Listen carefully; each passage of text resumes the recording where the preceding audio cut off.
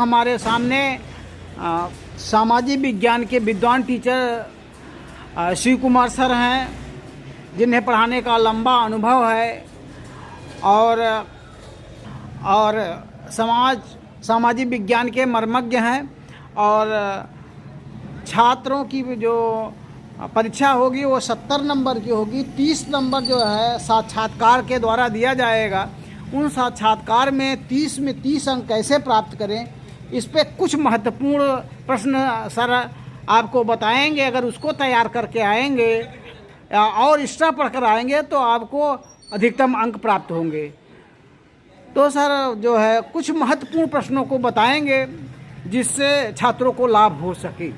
हाँ, तो सामाजिक विज्ञान विषय के अंतर्गत जो आंतरिक मूल्यांकन होता है उसके अंतर्गत 30 नंबर को प्राप्त कैसे करें, इसके लिए कुछ महत्वपूर्ण सवालों के जवाब जान लेना आवश्यक है। जिसमें सबसे पहले सामाजिक विज्ञान के अंतर्गत यूरोप में राष्ट्रवाद का उदय है और उस यूरोप में राष्ट्रवाद के उदय के अंतर्गत आने वाला जो प्रश्न बनते हैं, जिसमें से फ्रांसीसी क्रांति कब हुई और उस क्रांति के समय वहाँ का सम्राट कौन था, वहाँ की महारानी कौन थी फ्रांस की। उसके बाद कुछ महत्वपूर्ण देश हैं जिनका एकीकरण किया गया है, जैसे जर्मनी के एकीकरण, इटली के एकीकरण।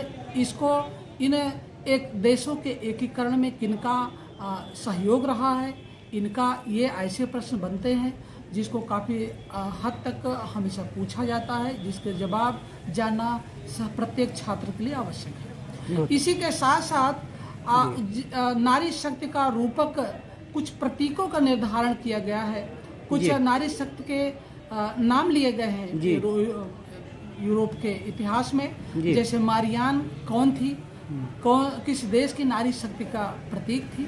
उसी तरह जर्मेनिया कौन थी, इसके बारे में जान लेना प्रत्येक छात्र के लिए आवश्यक है। इसी के साथ आगे चल के हम सेकंड अध्याय के रूप में हम देखते हैं तो भारत में राष्ट्रवाद का उदय कब हुआ, किस रूप में हुआ, इसको जान लेना आवश्यक है। इसको किस रूप में हुआ, इसका उत्तर हम देना चाहेंगे कि भारत में जो राष्ट्रवाद का उदय हुआ है, भारत में अंग्रेजों के विरुद्ध चले स्वाधीनता आंदोलन के रूप में होता है। किस प्रकार भारतीय लोगों ने भारत को आज़ाद कराने के लिए किन किन रास्तों का चयन करके आगे बढ़े थे और देश को आज़ाद कराए, तो उसी के रूप में ही भारत में राष्ट्रवाद का उदय हुआ। और दूसरा सबसे बड़ा सवाल आता है कि महात्मा गांधी जो ऐसे भारतीय स्वाधीनता आंदोलन के ऐसे नक्षत्र के रूप में हमें कह सकते हैं कि जिनका नाम लिए बिना भारतीय स्वाधीनता आंदोलन की हम आहुति या इतिश्री नहीं कर सकते हैं। तो महात्मा गांधी के जन्म से लेकर और उनके इंतकाल तक के बीच में, जन्म से के बाद वो इंग्लैंड जाते हैं पढ़ने के बाद दक्षिण अफ्रीका वो जाते हैं, रंग भेद के खिलाफ आंदोलन चलाते हैं। और वहाँ इस आंदोलन को महात्मा गांधी के द्वारा चलाए गए अपने जीवन काल में पहला सत्याग्रह के नाम से जाना जाता है। उसी के बाद महात्मा गांधी भारत में भी आकर के यहाँ पर एक आंदोलन चलाते हैं जिसे हम चंपारण सत्याग्रह कहते हैं, या 17 ईस्वी में चलाया गया था। इसको महात्मा गांधी ने भारत में चलाए गए पहला सत्याग्रह कहा जाता है। इसी के साथ महात्मा गांधी ने जिन जिन आंदोलनों को यहाँ भारत में चलाते हैं वो उनको प्रत्येक छात्र को जान लेना आवश्यक है।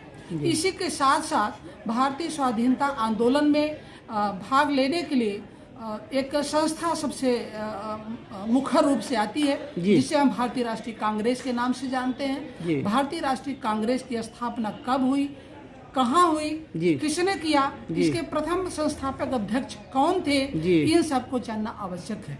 इसी के साथ साथ भारतीय राष्ट्रीय कांग्रेस के जो प्रमुख जो वार्षिक सम्मेलन हुए हैं, इनको जानना बहुत आवश्यक है। क्योंकि जैसे देख लीजिए कुछ स्वाधीनता आंदोलन के रूप में कुछ महत्वपूर्ण ऐसे जो अधिवेशन हुए हैं उनको जानने हमेशा मानचित्र के अध्ययन के रूप में भी उसको भरने के लिए भी आता है। जी। तो उसमें से सबसे पहले 1885 ईस्वी के भारतीय राष्ट्रीय कांग्रेस की स्थापना जी। और उसके बाद 1907 ईस्वी में बनारस का जो अधिवेशन हुआ तो उसमें कांग्रेस गरम और नरम के आधार पर 2 भागों में विभाजित हो गई।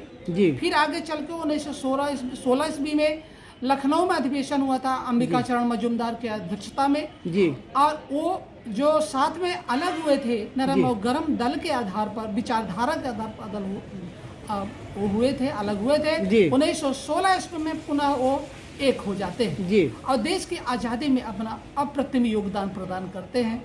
जी। और इस क्रम में 1929 ईस्वी के भारतीय राष्ट्रीय कांग्रेस के अधिवेशन जो हुआ था लाहौर में पंडित जवाहरलाल नेहरू की अध्यक्षता में, इस अधिवेशन को प्रत्येक छात्र बिल्कुल वेरी वेरी इंपॉर्टेंट क्वेश्चन के रूप में याद रखें। जी। क्योंकि ये हमेशा अल्टरनेट ईयर्स में पूछा जाता है हमेशा। अच्छा। हाँ, पूछा जाने वाला है। यह प्रथम ऐसा आंदोलन है जिसमें भारतीय राष्ट्रीय कांग्रेस के मंच से पहली बार भारत को पूर्ण स्वराज की मांग की गई थी, पूर्ण स्वतंत्रता की बात की गई थी, मंच से बात को रखा गया था। जी।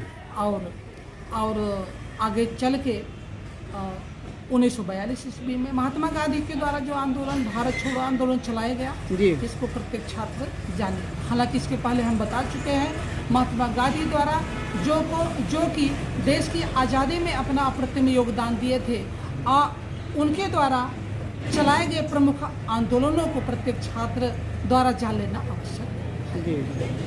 इन ऐसे ही महत्वपूर्ण सवाल हैं जिसके माध्यम से हम अच्छे से अच्छा अंक जो आंतरिक मूल्यांकन के रूप में होता है उसे प्राप्त कर सकते हैं। इसी के साथ ढेर सारे ऐसे अध्याय हैं जैसे चाहो भूगोल के रूप में देखेंगे जी, कुछ ऐसे अध्याय हैं जिनको जान लेना आवश्यक है। जैसे मान लीजिए भूगोल के रूप में भूगोल में मानव संसाधन जी, वन्य एवं प्राणी संसाधन जी, प्राकृतिक संसाधन, ये सब संसाधनों के विषय में प्रत्येक को जानना आवश्यक है। नागरिक शास्त्र के विषय के अंतर्गत जी हम जो है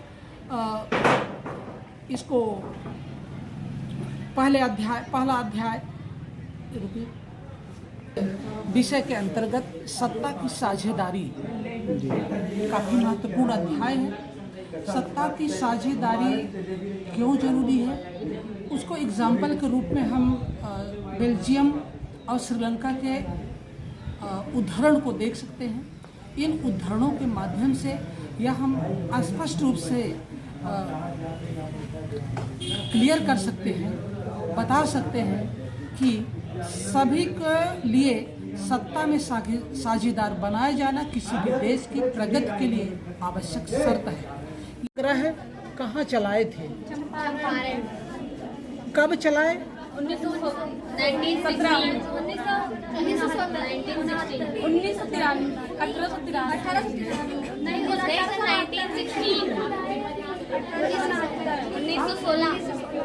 नहीं, कोई नहीं जवाब दे पाएगा। महात्मा गांधी ने भारत में पहली बार सत्याग्रह चंपारण में चलाए, जैसा कि उत्तर में आ गया। ये कब चलाए थे? 1917 में। अभी 1800 पहुंच गए थे। महात्मा गांधी ने कब चलाया?